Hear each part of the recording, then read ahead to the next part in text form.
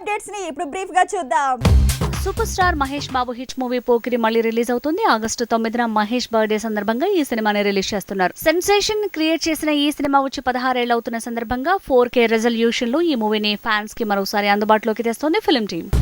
Kannada star Kichcha Sudeep చేసిన కొత్త ప్రయోగం విక్రాంత్ రూణ. ఈ సినిమా వేడ్ గా విడుదలైంది. మిక్స్డ్ టాక్ ని సొంతం చేసుకుంది.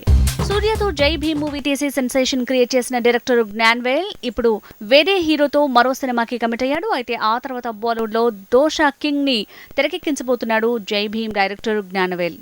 నటసింహం బాలయ్యతో గోపిచంద్ మరణని తీస్తున్న మూవీ డిసెంబర్ కి విడుదల అన్నారు. కానీ సంక్రాంతికి ఈ సినిమా విడుదల వాయిదా పడుతోందట. అయితే ఫిల్మ్ టీం మాత్రం విడుదల తేదీని దసరాకే ప్రకటిస్తుందని ప్రచారం జరుగుతోంది.